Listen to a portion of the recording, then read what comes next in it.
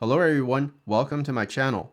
So for the next week or so, we'll be covering the Samsung Cup, the 30th Samsung Cup that just happened a few days ago. Right now, we're at like the round of 32. So today's game is between Byun Sang-il, 9p, and the Chinese player Huang Mingyu, 7p. It's the first time I'm hearing this name, Huang Mingyu, and I just checked, I think he's ranked around 50 in China, but of course, extremely strong if you can make it to the round of 32. Byun Sang-il is playing as black and Huang Mingyu is playing as white in this game.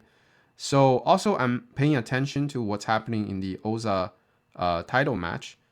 At the time of recording, the game isn't out yet, the third game, right? I know my viewers really enjoy the second game. So when the third game is out, I think around mid-November, like November 14th, I'll put some time to prepare for the commentary. But mostly it's going to be the Samsung Cup moving forward for the next week, because there's going to be a lot of games. So at this point, Byun Sang-il decided to press on top. Huang Mingyu crawls, black extends, white jumps out. And here black plays out the Kosumi. Very well played by black here, because first we press white on top, and then we play the Kosumi, also trying to press white toward the same direction. We can see there's already a little bit over concentration for white. White approaches the corner, and black Tanuki and plays out the 3-3 invasion. Here white blocks, and then they play out a very common Joseki. Well, actually, this is not that common, right? You see this a little bit less, the fact that black crawls a third time, and then play the Keima. The idea for black to play like this is because if you just play out the most common Joseki, is that later on white obviously has this very famous way of continuing like this, right? And make you into like a cross, or you have to deal with this as black. So a lot of times you can also think about just, not play out all of that, right? Not letting white having a local follow-up. Of course, the cost is that white got a lot stronger with the 4 stones towards the left side. White now has the Sente and decided to double approach. In the actual game, black plays out this very unconventional looking Keima, which is one of the Josekis that I didn't even know about, right? I didn't know that this was a move. Now, what we know, right, is black can attach over here, and that's a very common Joseki. The Joseki goes like this. White plays the Hane, black extends, and these days most people would attach into the corner. Black Hane, white connect, and black connects. And here, white has a few variations, right? First of all, we have the most common Kosumi, aiming at the cutting point, right? As black, in this situation, right, I think some of my viewers might feel very uncomfortable because there is a cutting point. But the idea is for black to not fix it, because if you play a move like this, this makes your group very inefficient. We can see the stones are not doing much. The correct move here is for black simply jump over here, and that's the correct Joseki move.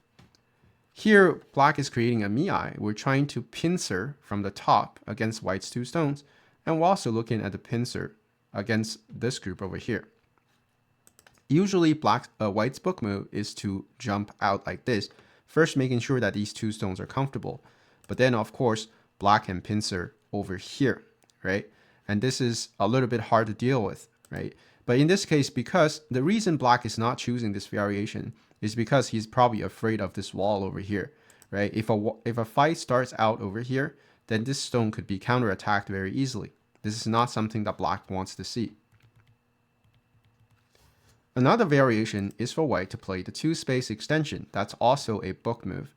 Against this book move, black's book move or theory is to peep here first.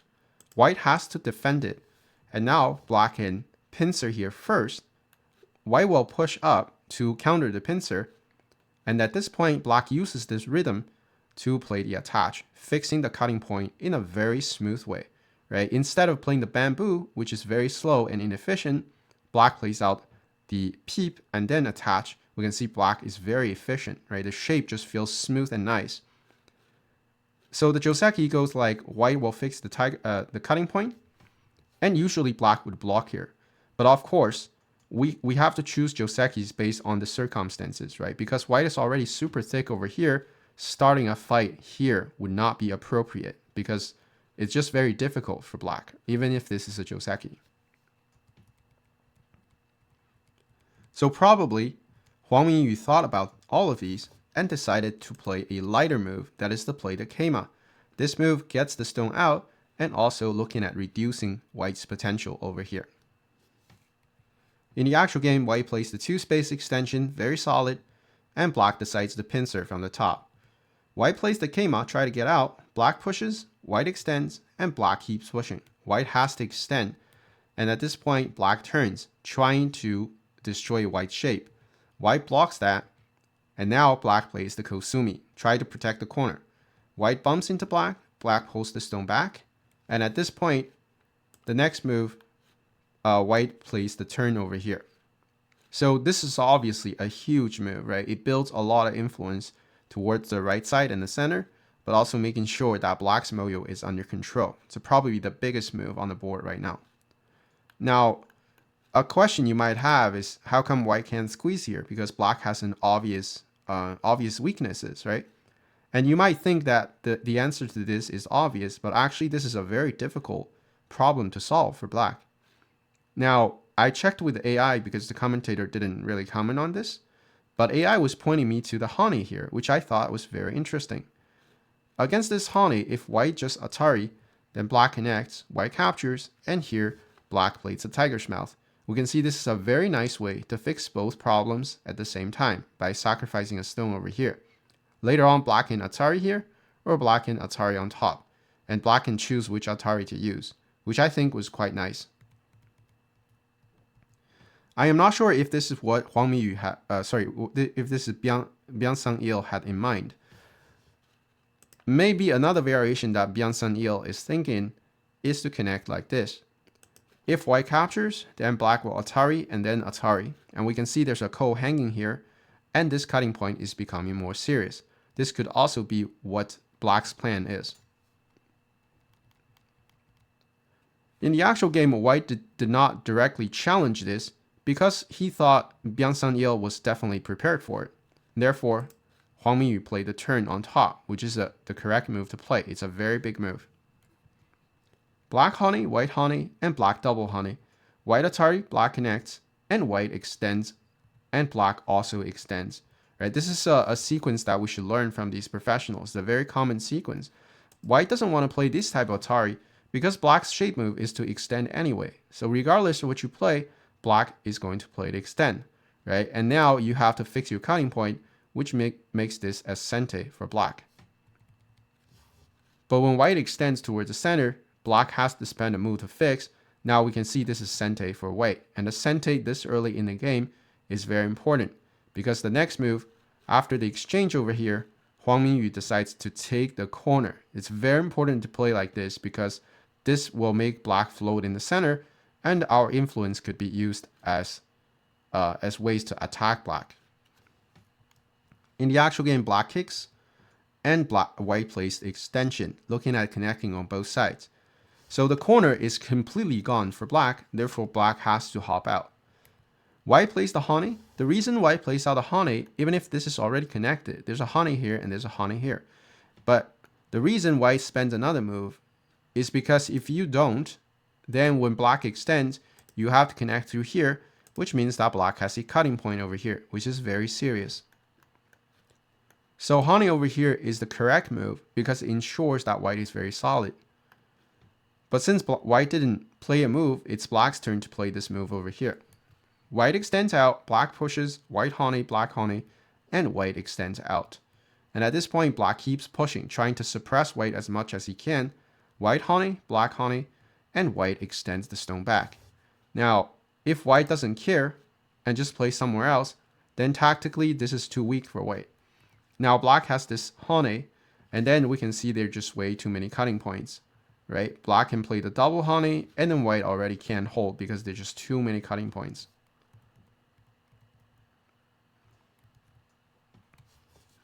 In the actual game, white pulls the stone back. That's the correct move to play.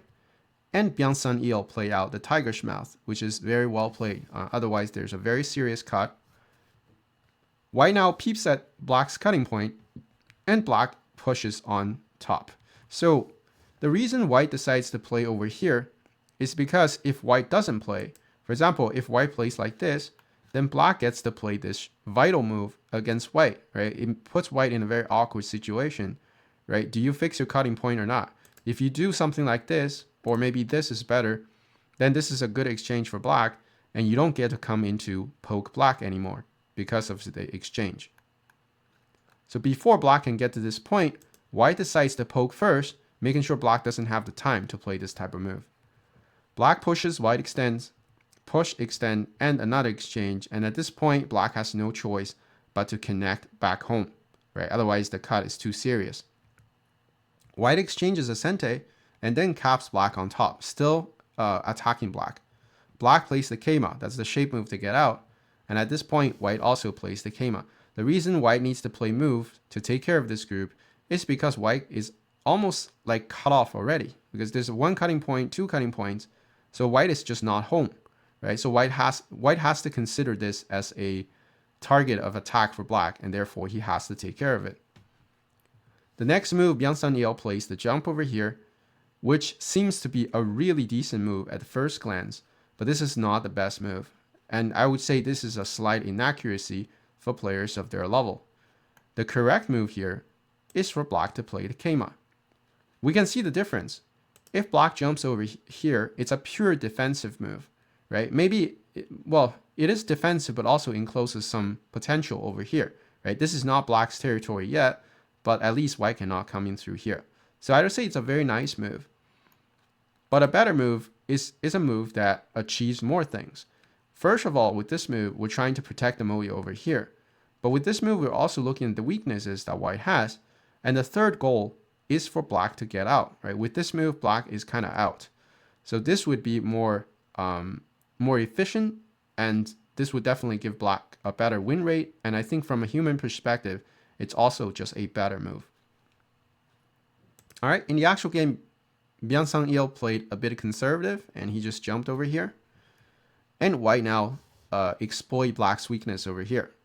Black honey, white honeys, and black Atari. White extends, black has to connect the weakness. When white pushes on top, black comes back and captures the stone, making sure he has no problem. And at this point, Huang Mingyu takes the biggest point on the game. This is a must-play move, right? If white doesn't play here, then black is in the press here, and black's Moyo just expands exponentially while white gets suppressed. So white plays here a very beautiful move, and black also plays a keima, trying to protect the territory here.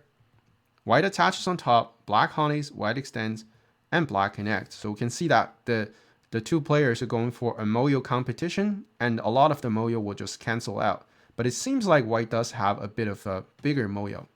But the game is still quite close at this point. White Atari, and black plays the keima, trying to come into white's influence, because when white plays over here, black can't even answer, right? If you answer, then I mean white can turn here, and then this whole thing becomes like territory. So that's not acceptable. So here black realizes that, and he decided to come in and try to break as much territory as possible. White now defends it, and here Byun Sang-il decided to go for an invasion here. This is a very legit invasion, because white cannot block the second line connection. Black can Atari and then block. Because the tiger's mouth is sente, we can see that this is in trouble. So white cannot really just extend down like this. Here white has to play defensive. Black honey, white wedges, black Atari, and white connects. We can see the shape that black has isn't very good, and leaves a very big endgame for white later on when white Atari over here. If you want to dive deeper and support what I'm doing, check out my Patreon. I regularly post exclusive high-quality content on Joseki's pro game breakdowns and even full courses, stuff you won't find anywhere else. The link is in the description. Thanks so much. Let's continue. Next up, we have black pushing in the center. White has to block that. Black turns, and white plays out the tiger's mouth, trying to protect the shape over here. Because a lot of times, a mistake that my viewers might make is to connect, right? When you connect here, it's solid for your Moyo over here, but then your outside is very weak. So when we can play more efficient, we should always play like what white played, that is to play the tiger's mouth, right? Enclose territory with max efficiency and also protect the outside. The next move, Byun Sang-il he made a very big decision, I have to say, right? Attaching in here and just try to invade this Moyo. But I think this is probably the biggest mistake that Black made in this game. So at this point, it's obviously very difficult, like for any player, right? Especially when you're playing as Black, you look at the board and it's kind of scary because you have a giant chunk over here plus a big chunk over here to fight against White's territory over here, plus like a bunch over here. So it takes a long time to figure out whether you're winning or not. And a lot of times we might just panic and think that we're losing because White has too much territory. But this is not really the case here. The game is extremely close at this point, and Black needs to be very solid and patient instead of rushing in to try to break the to try to invade over here, because invading a Moyo like this is very risky, right? Because White already has so many stones. What Black should have played is to first play the push and cut, right? This prepares for the invasion. If White connects, then because Black has the possibility to extend the stone out and cause liberty issues, right? For example, if Black ever gets the Keima, then these guys are also not alive, so at least there's a liberty fight inside. So because Black has Aji here, then Black can think about, coming in, right? Because we've done a preparation move. But if White Atari here, then obviously because White stone is placed here, this invasion no longer works, and therefore Black should be happy with just some profits over here, right? This is a Sente. White has to save the corner, and Black can now jump at the 2-3 to fight for the endgame. So the result of this is that this is still a very close game, right? Because just in terms of points, this is very close. And it really depends on what happens in the endgame. Here, White pretty much has to defend it, or else this will become a real thing, right? Black's going to attach in next. So White needs to answer that, and Black can probably come back and take the biggest endgame here, right? That's a very big move, right? So that would be close game. So very important to stay patient, especially when both sides have big Moyos like this. All right, in the actual game, Byun Sang-il forgot to do some preparation work. He just goes directly for the invasion, hoping to destroy everything here and just win the game. But I think in this game, Huang Mingyu dealt with this very well. He first extended the stone up, Black honey, White honey, and Black plays out the tiger's mouth. When Black thought that White will start the co-fight, White actually plays out the tiger's mouth. Now, this exchange is already very bad for Black because White was able to claim the corner with this tiger's mouth here. And this tiger's mouth is very solid, which means that later on, White has the Aji to play the peep here. So this is already a huge loss for Black. And now let's see if Byun Sang-il can actually live in here. Black peeps, White blocks, and then Black plays the Keima. That's trying to increase the eye space as much as he can. Here, White plays the Atari, and Black now plays the tiger's mouth, trying to live inside. Now, locally, this is probably like a co-alive or a clean alive, depending on what White wants to do. But before all that, White decides to poke at Black's Moyo, right? Because Black destroyed White's Moyo over here, now it's White's turn to go for mutual destruction. White plays the Keima, Black connects in the center, and here White goes for the counter invasion, right?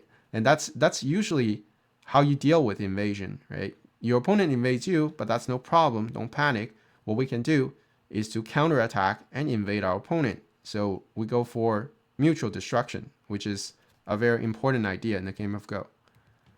Black decides to play the triangle move. If Black extends on the second line, this would have been also a very resilient variation for Black.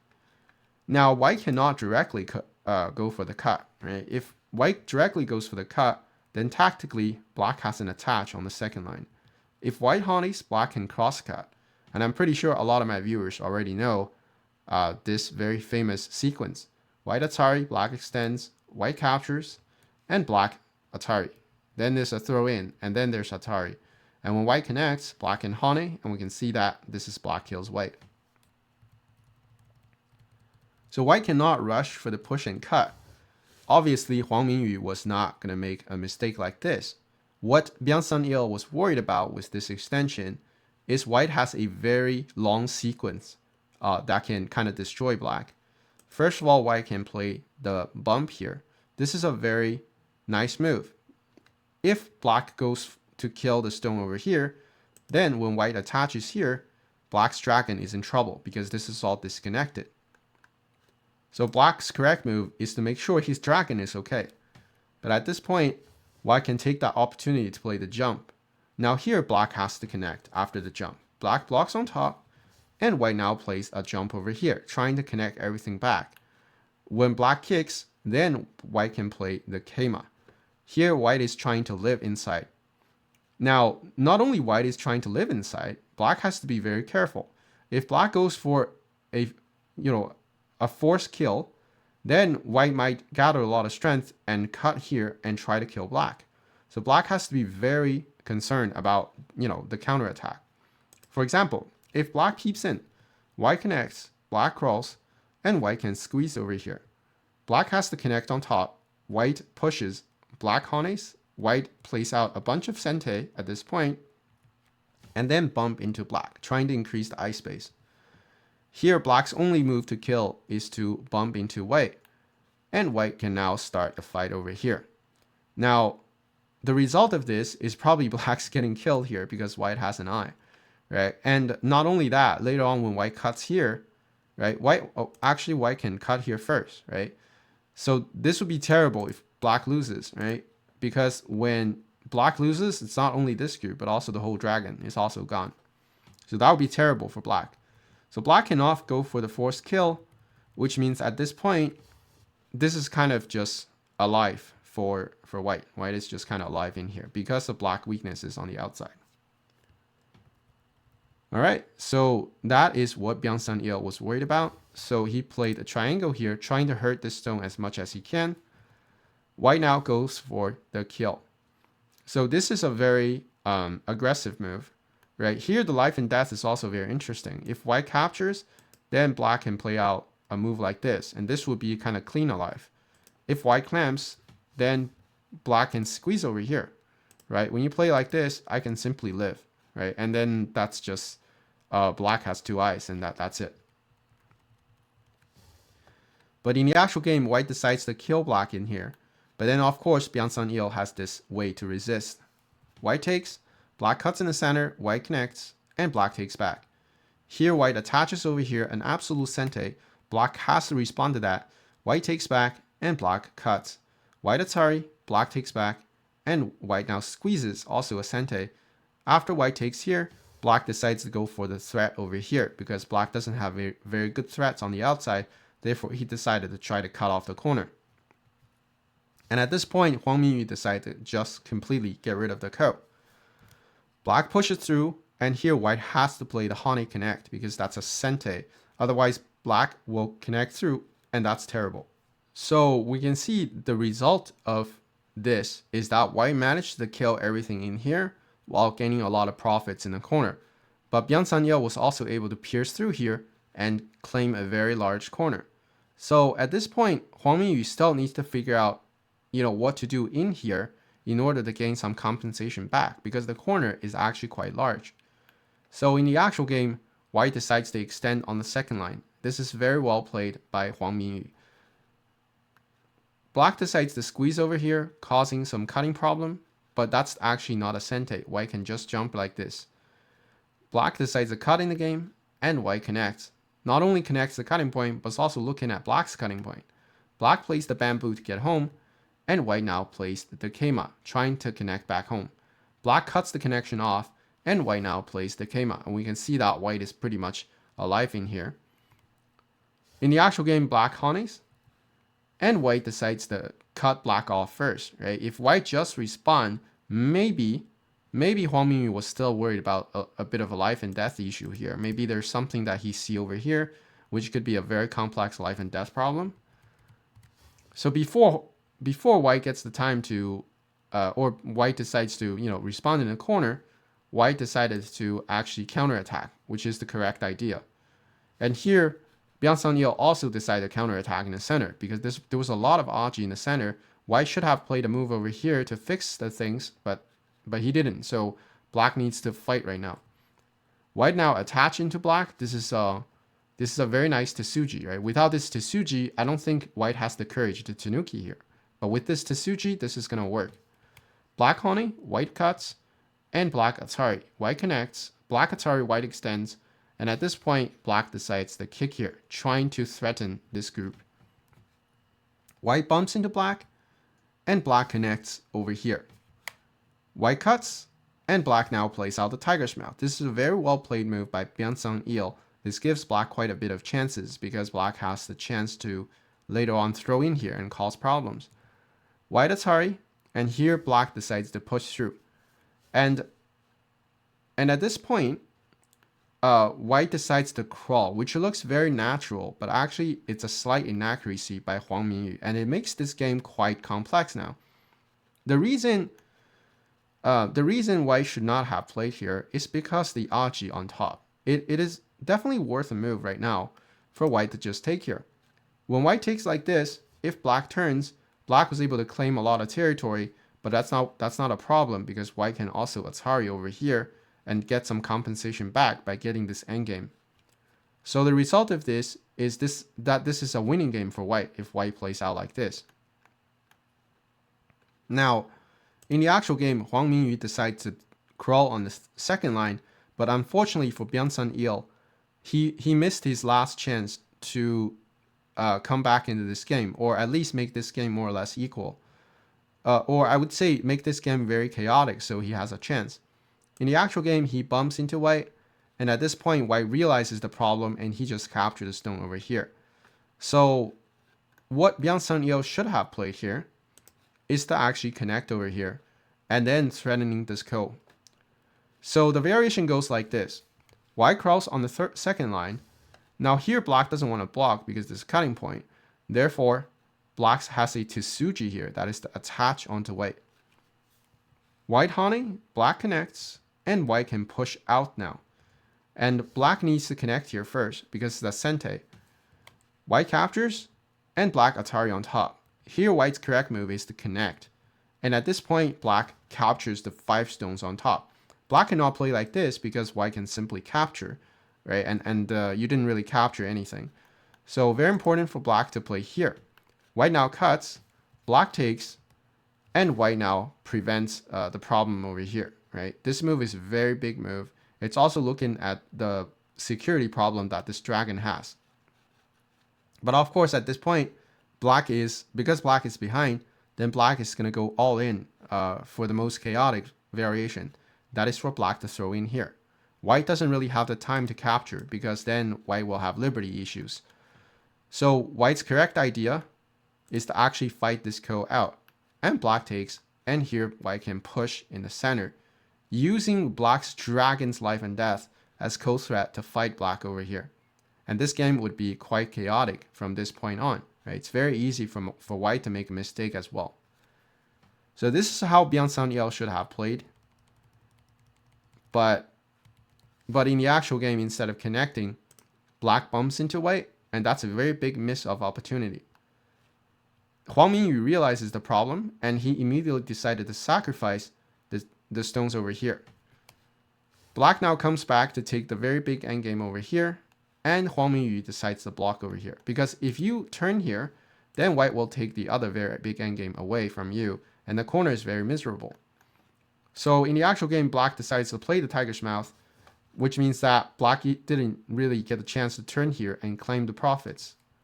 Black pushes, white connects, and black pulls the stone back, and here white connects over here. Right? If black cuts, then white can live locally. So at this point, black plays out the tiger's mouth, and white now squeeze over here. Black connects, and white connects through the second line. This is such a huge move. It has to be played, or else black extends down. There's monkey jump on both sides. So white connects through here, and this is a lot of territory. And at this point, Byun Sang-il realizes that he is so behind. He's probably behind on the board right now. Therefore, at this point, he resigned because there's no chance for you to come back in a professional game when you're playing as black and you're not even ahead on the board. So overall, I think this game has been excellent quality, especially since Byun Sang-il decided to hop in, attach here, and invade. Then we see a lot of life and death problems, a lot of fights, which made this game very exciting. So I hope you enjoyed it as well. If you're new here, make sure you subscribe to the channel because I regularly post professional commentaries like this, and I hope to see you guys in the next one.